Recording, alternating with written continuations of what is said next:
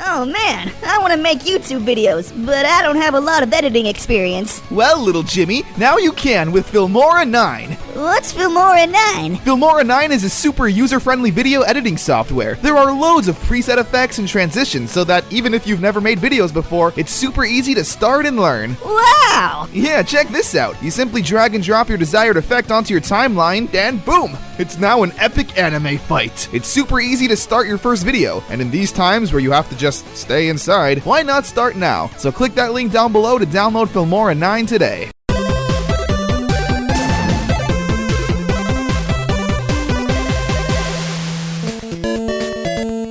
The Game Boy was Nintendo's first handheld console to see real success. Released in 1989, the Game Boy would change how we would play games. With this nifty new device, we could play our favorite games like Mario and Kirby, but now, on the go.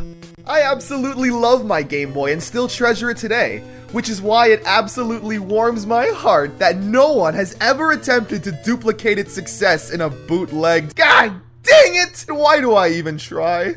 This is the My Arcade Go Gamer Portable Handheld Gaming System.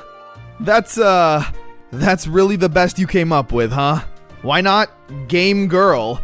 Why not Gamer Boy? Why not anything else apart from what you chose? I don't want to recite a novel when I'm talking about the console. So, my little wafflings, strap in, because today we're gonna check out the worst Game Boy bootleg ripoff console. So the My Arcade Go Gamer Portable Handheld Gaming System was made by My Arcade, a company that, to their credit, have actually made some charming little mini arcade cabinets, cute little novelty souvenirs that you can actually play, and decorates a home nicely. But then they do this! Like, why you gotta do that to me? As mentioned earlier, the Go Gamer Portable is clearly meant to replicate the Game Boy, complete with a D-pad, start, select, and 2 whole buttons. Now, what makes this thing really stand out is the fact that it has 220 games built into it. You've got to be kidding me! Am I really supposed to go through all of these games? I mean, it's got a little mix of everything. Adventure, puzzle, strategy, racing, and sports. Ultra portable! As opposed to just regular portability, which was fine. It doesn't have to be ultra. The ratings for this thing are also mainly pretty positive. Huh. So, maybe I'm wrong. Maybe I'm just the big old stupid idiot. Only one way to find out. Let's play the My Arcade Go Portable Gamer, whatever it's called. So we start this thing up and we're given a lot of options, none of which really seem appealing. I guess let's jump headfirst into this and see how long we can last until I go completely insane or just pass out. First up is curling. What is this, like some Canadian sport? I've seen it here and there, and I don't get it. You throw this UFO down an ice skating rink and then need to sweep the floor to keep it going? This is a sport? What's wrong with you, Canada? You had it right with poutine and then you give us this? The game is fine, I guess, since it's just sweeping simulator. Alright, next. Memory. This is that one mini game from Super Mario Bros. 3. Complete with Nightmare Face. Educational. This game is called Catch Your Eggs. You take control of a weasel and need to collect falling eggs from hens. What's the connection with eggs and weasels? Whatever, the game's easy and control's fine enough. Cups changing. A poker chip gets thrown under these not cups and gets shuffled around, and you need to find which chalice the chip is under. Did I mention this is a console for kids? Because if so, why the casino setting? Is it so kids don't feel embarrassed that they're playing a kids game? Next, follow me. Set me free. Trust me and we will escape. Holy crap, there's an angel! Now I'll give it to this game, it's actually pretty cool. Apart from bad cosplay Toad over here, I mean seriously, that's what that looks like. This angel travels on a set path and you have to follow it exactly. The map is set up like a grid, so you really gotta use your memorization powers to get through this one. It's pretty easy at first, but then the game starts introducing enemies and obstacles, and my stupid forgetful self just loses track. Yes, this children's game is smarter than me. Up next is a game that I swear the creators had to be on some kind of drugs to make. You play as a wolf with a lit fuse tied to it, and you have to light these green tiles on fire without lighting yourself on fire. I guess this classifies as an educational puzzle game, but it also classifies as what? Make the pain stop! This game is also hard as hell. You really have to think 2 steps ahead so you don't burn yourself alive. That's 2 games so far that are too hard for me. Here's fishing with super glitchy water. I mean, you fish and Jesus Christ, what are you, some kind of animal? Oh. Yeah, this game's kinda messed up. The hippo has a devious look on its face, and the fish is down here all sad and scared. Like, please don't eat me, sir, I have a family. He dead now. This game is called Open Gold Box. You pick a Flintstones kid and select boxes. Literally, that's it. There's no strategy or anything. It's stupid! How is this educational? How is this a game? How is this supposed to be fun? I don't even... Alright, here's what I'm gonna do. I'm gonna take breaks in between me losing my mind to recommend to you actual Game Boy games that are actually good. Mario Land 2. That's a fun one. Okay, enough of that. Back to this thing. Next up is Gas Station.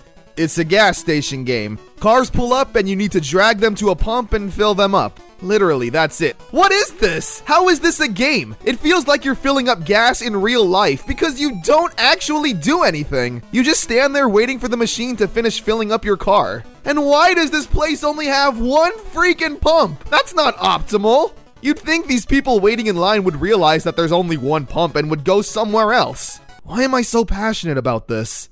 Up next is Forest Adventure.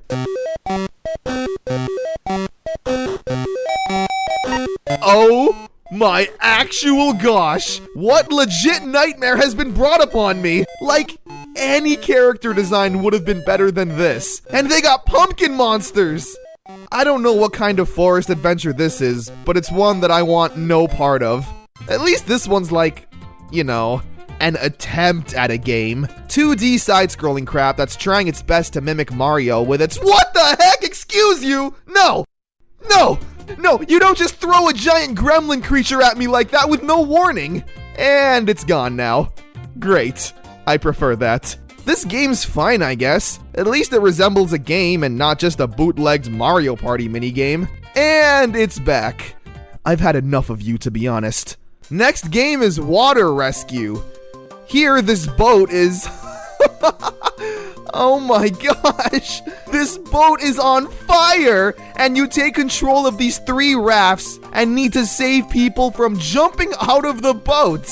What kind of concept is this for a kid's game? You can easily miss the people jumping because the controls are shockingly bad for something like this. And they just drown. And you need to pretend like it never happened.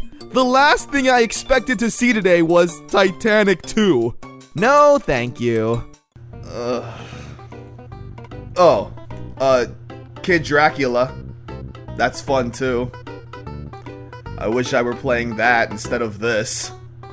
This game is called Hero Boy, and oh my gosh, again! What am I witnessing? More people potentially meeting their fiery demise. You take control of Hero Boy, who looks like every 6-year-old's drawing of themselves as a superhero, saving children from burning buildings. Oh, that apparently aliens caused.